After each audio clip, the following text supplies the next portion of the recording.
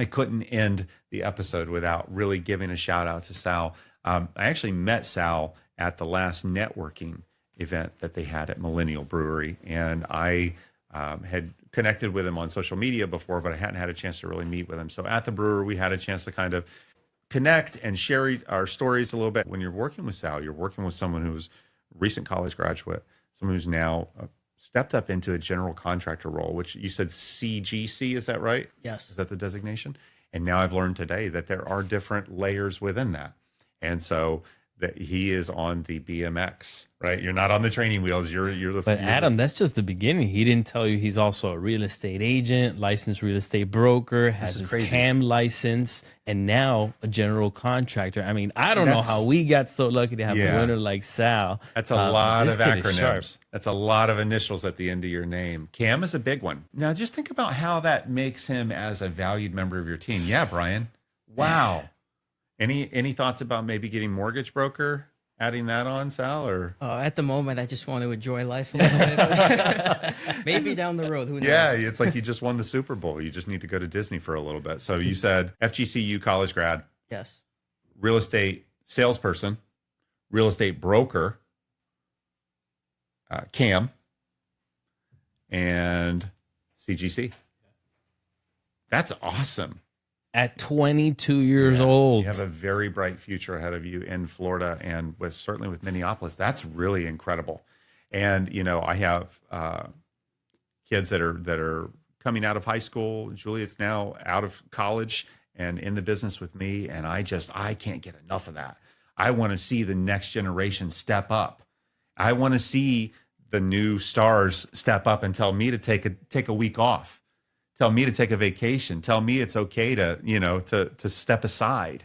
I like seeing that. I'm seeing some really, really talented people in Southwest Florida specifically that are walking out of FSW, that are walking out of FGCU, and they're saying, like, I got an idea and I got a voice. And you know what? I bought all of this equipment to build a platform so that people that wanted to do that could come on here, they could come in the house and they can talk about it. And that's exactly what I want to see going forward. So, Sal, I want to congratulate you because, Thank you. honestly, the GC is a big deal. And I have some friends that have studied for it. I have some friends that haven't yet passed it. So were you a first-time pass? Oh, to be completely honest, there was one test that gave me an issue, project management, and a lot of other people who took the test could probably agree with me on that. But second time, passed it with flying colors. Yeah, so I took, CAM might be close to real estate. Like when I'm a real estate agent as well. I'm inactive. But when I got my license in 2014, it went like this. I took the class with Larson Ed. I paid $100 for a tutorial. So once you went through the 63 hours, then you had a tutorial that would just prep you for the test.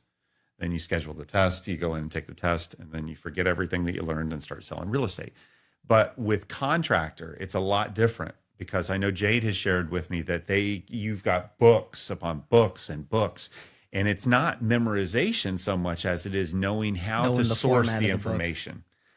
And you know what? That's great because when you're building these houses 3D, no one's expecting you to memorize everything. What we want to know is that you know how to access the information to correctly, answer the question. But I've also not spoken to anyone that has went through the GC process that said it was a piece of cake. Now, real estate to me was a piece of cake, and the title insurance course was the same. It was a piece of cake. But I've heard that this is a totally different beast.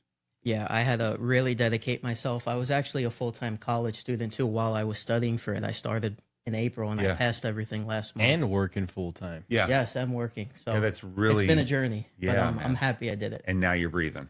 Yeah. And to be honest, you're an inspiration. I think it's important that people in your age group, I'm like, Sal, you got any friends just like you? That's it. And he's like, no. Yeah. So and eventually they will transition. I relate to your story where my friends weren't on the same page, but they will, and they'll continue to follow you. So you are a leader in your generation. Yeah. So I think this is a great input. We are hiring right now. If you want to learn from true leaders like Sal, who's hiring and training our new staff, this is your opportunity to really take your game to the next level. I love that. And I did share on Facebook. I saw that you were hiring. And so if you're interested, guys, this is a great opportunity with a company that is making very big moves here in Florida. And so do you spend most of your day, are you out in the field most of the day, or are you in an office? To be honest, it's kind of split right now. With the new trainings, I'm kind of mostly in the office, but I try to split it 50-50. Yeah. On the field and in the office. I like to make some informative videos of me on the field, just explaining how the process works, because we get a lot of phone calls saying, how do you guys print the walls out? How does it get assembled on site? So I like to share that on the social media. And then, when I'm on the phone with them, I explain it to them and I'm like, check out our website, check out our social media. It's me personally explaining how it's done. So they hear me on the phone and they see me on social media. So I try to create that. A little bit of both. Yes. And then, Brian, are you primarily out in the field during the day, or are you in a showroom or in the office? Meetings, podcasts, delegations. On the go. Yeah. So what's the best way for somebody to get in touch with you then if they want to talk about Minneapolis? You could call our office, 239-329, sales@minneapolisbuilders.com. Or you could visit our website. We got a form on there where you could fill out your information and one of our team members will reach out to you. That's awesome. Yep. And we'll put all of that in the show notes below. Guys, if we had a great conversation today, and I think we did, we talked about your upcoming projects. We talked about the Innovate Act and why everyone in Florida should be supporting this act. We're going to put the endorsement link in the show notes below, and I want you to take a moment and sign that. And while you're doing it, I want you to click the next link, which is change.org/homestead100K. Bring that homestead exemption up to 100K and do the right thing for Florida homeowners. It's time to look at a Florida homeowner as a Florida shareholder. That's a free one. You can keep that. That's good. Yeah. I like that. We talked a little bit about controversies in our industry, and we know that it does happen. If you've got comments on that, you can always comment below.